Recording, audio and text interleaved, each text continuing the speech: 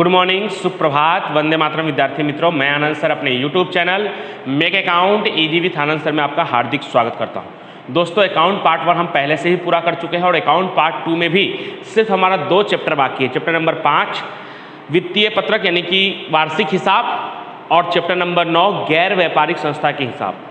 उसके अलावा हमारा सभी पार्ट पूरा हो गया है और हमारा अकाउंट पार्ट 1 और पार्ट 2 भी लगभग पूरा हो चुका है। स्टेट में दोस्तों हम लोग पार्ट 1 और पार्ट 3 सीख चुके हैं। लास्ट वीडियो के माध्यम से मैंने आपको पार्ट 4 अपकिरण शुरू किया था, जिसमें मैंने आपको अपकिरण का अर्थ, अपकिरण में के माप में किन किन मापों का समावेश होता है, सापेक्ष माप और निरपेक्ष माप के बारे में बताया था और साथ ही साथ स्वाध्याय 4.2 के लिए चतुर्थक विचलन और चतुर्थक विचलनांक के सूत्र के बारे में चर्चा की थी।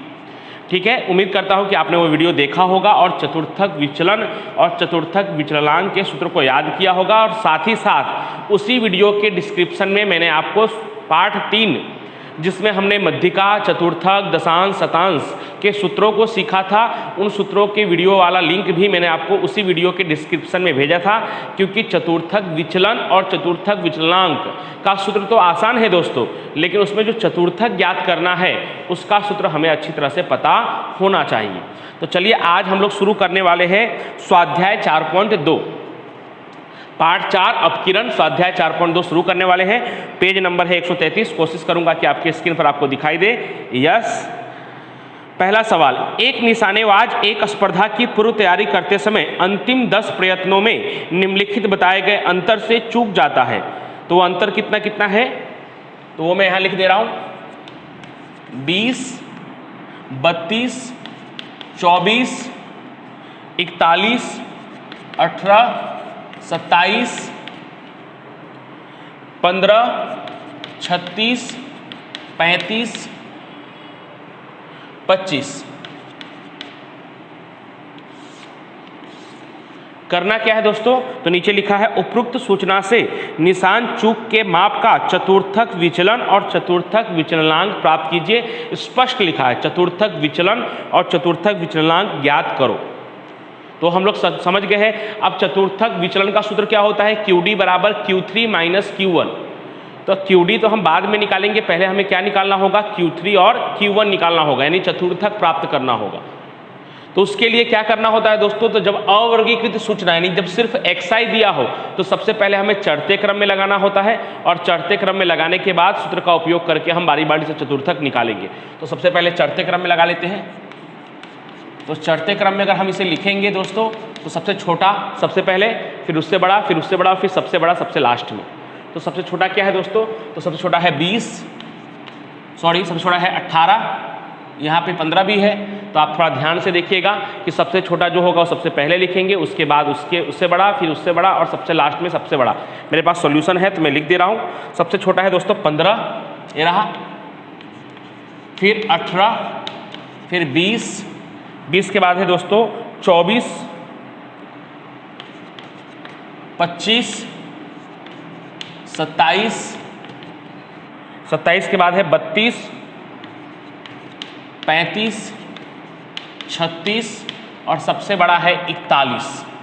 एक बार काउंट करके चेक भी कर लेंगे कि हमने सही किया है कि नहीं, ऊपर के अवलोकन और नीचे का अवलोकन बराबर है कि नहीं, कोई छूट तो नहीं गया, ऐसा चेक कर लेंगे। तो 1 2 3 4 5 6 7 8 9 10 10 अवलोकन है, ऊपर भी नीचे भी, 1 2 3 4 5 6 7 8 9 10, यानी बराबर है। हमने क्या कर दिया, अवलोकनों को चढ़ते क्रम में लगा दिया। n कितना है हमारा दोस्तों, तो n आया है 10। अब QJ का सूत्र क्या होता है, तो QJ बराबर J कोष्टक में n+1/4 वा अवलोकन। QJ बराबर J कोष्टक में n+1/4 वा अवलोकन। अब उस हिसाब से इस तरफ मैं Q1 निकाल दूंगा और उस तरफ Q3 निकाल दूंगा। तो Q1 के लिए क्या होगा, J की जगह पे क्या आएगा, 1। n कितना है दोस्तों, 10, तो n की जगह पे 10 + 1/4 वा अवलोकन। और यही अगर मैं Q3 के लिए लिखूंगा तो क्या होगा, Q3 बराबर J की जगह पे 3, n कितना 10 + 1/4 वा अवलोकन।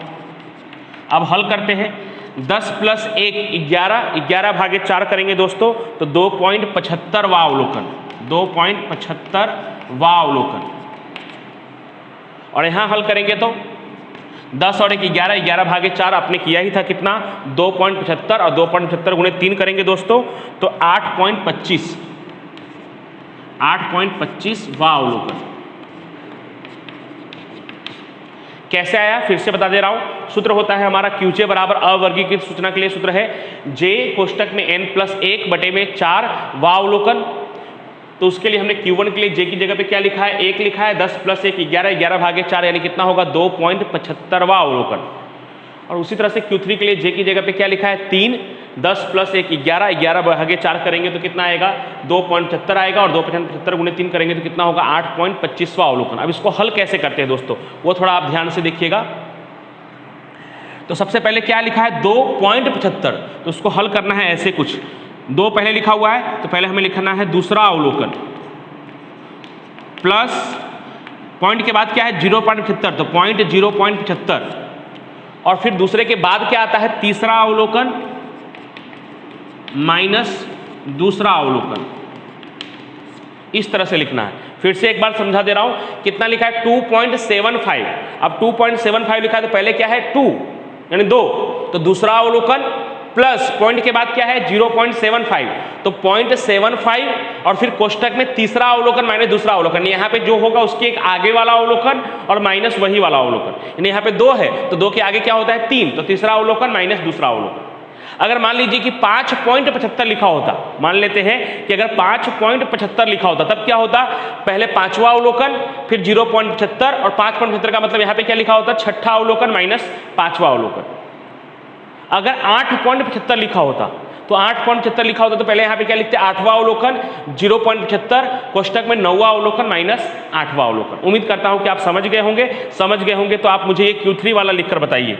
तो ये क्या है 8.25 तो पहले क्या आएगा यस पहले क्या आएगा 8वां अवलोकन जो यहाँ लिखा होगा वो प्लस 0.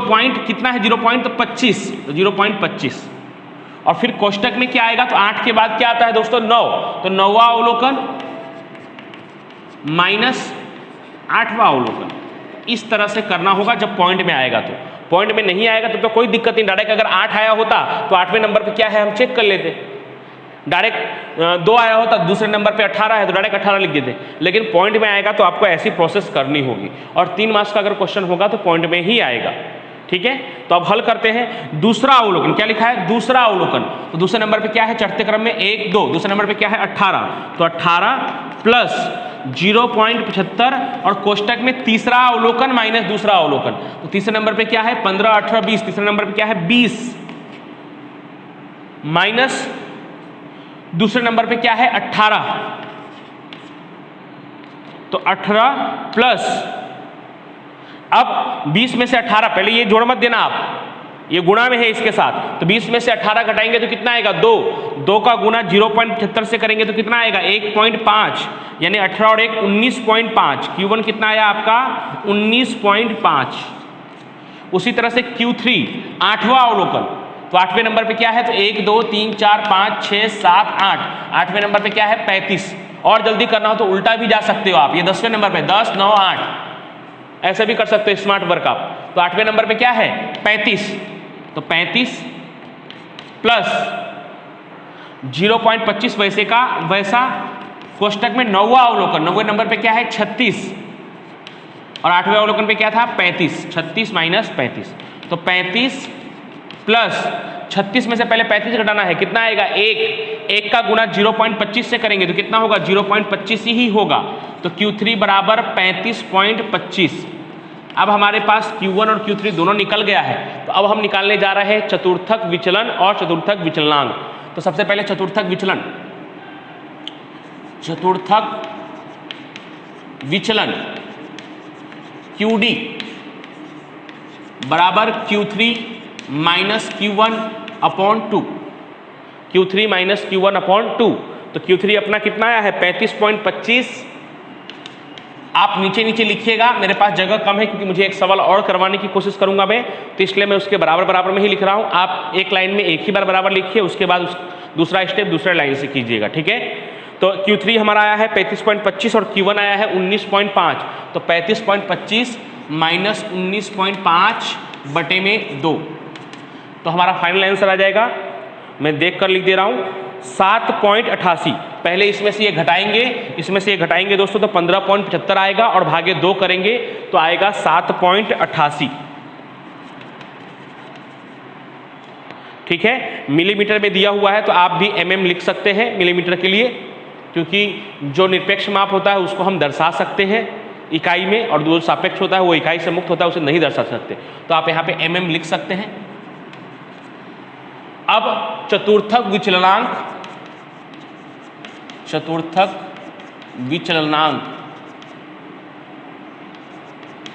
QDC बराबर Q3 माइनस Q1 बटे में Q3 प्लस Q1, यानी 35.25 माइनस 19.5 बटे में 35.25 प्लस 19.5, ऊपर माइनस में और नीचे प्लस में, तो माइनस करने पे आएगा दोस्तों 15.75 और प्लस करने पे आएगा 54.75, और जब आप भाग लगाएंगे तो 0.28, तो ये आपका दो आंसर हो गया, एक 7.88 जो कहलाएगा चतुर्थक विचलन, और 0.28 जो आपका कहलाएगा चतुर्थक विचलन गुणांक या चतुर्थक विचलनांक, ठीक है। तो ये आसानी से उम्मीद करता हूं कि आप समझ गए होंगे। सिर्फ आपको चतुर्थक निकालना एक बार याद कर लेना है अच्छी तरह कि हम लोग पार्ट 3 में चतुर्थक कैसे निकालते थे, तो वो ये रहा। इसमें भी पॉइंट वाला आएगा तो कैसे करना है वो मैंने आपको अच्छी तरह से समझाया है। आप वीडियो को रिवाइंड करके 1-2 बार देखेंगे तो आप समझ जाएंगे, और फिर हमने यहाँ पे चतुर्थक विचलन और विचलनांक प्राप्त कर लिया है। अब कोशिश करते हैं कि दूसरे प्रश्न को भी हम हल करें। तो दूसरा प्रश्न क्या है देखते हैं, पेज नंबर 133 पे ही है, कोशिश करूंगा कि वो भी आपके स्क्रीन पर आपको दिखाई दे। एक पाठशाला के 43 विद्यार्थियों द्वारा प्राप्तांक के निम्न आवृत्ति वितरण से चतुर्थक विचलन और चतुर्थक विचलनांक का परिगणन कीजिए। तो उसमें आपको चर मूल्य और आवृत्ति दिया है, यानी XI और FI दिया हुआ है। तो मैं वो लिख दे रहा हूं पहले सवाल।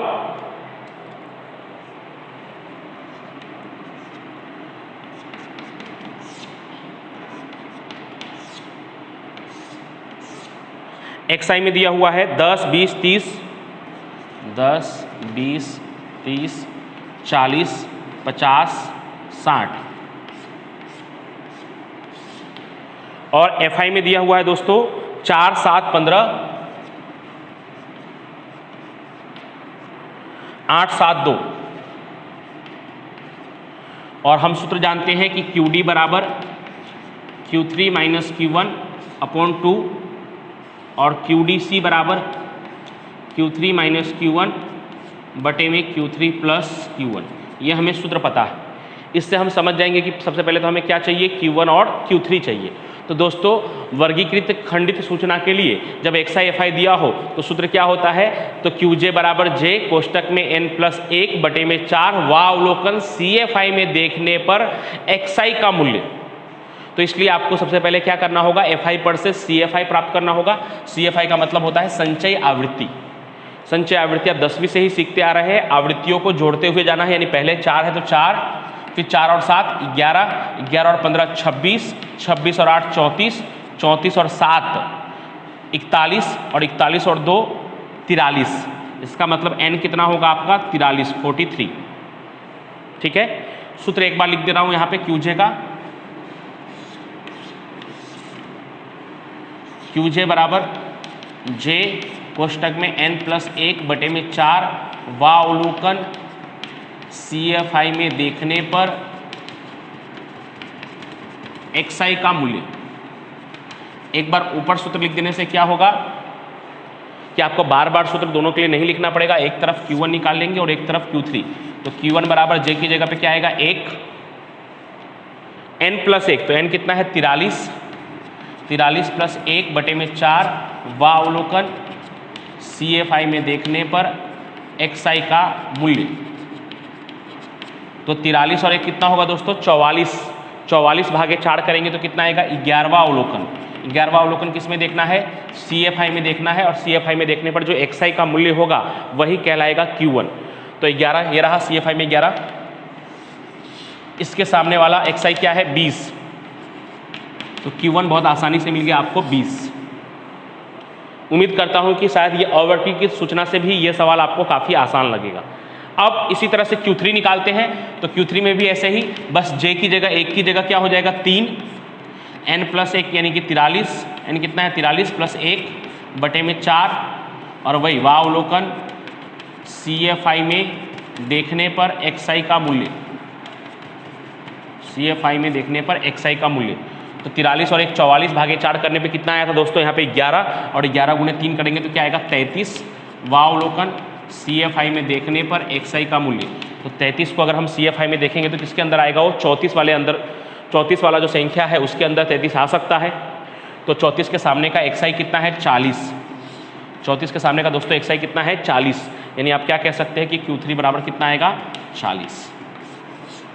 बस अब यहाँ पे मान रख देना है, मैंने यहाँ सूत्र लिख दिया है QD बराबर Q3 - Q1/2, तो Q3 है अपना 40, Q1 है 20 बटे में 2, 40 में से 20 घटाएंगे तो कितना आएगा 20, 20 बटे में 2 करेंगे तो कितना होगा 10, तो QD कितना आएगा 10।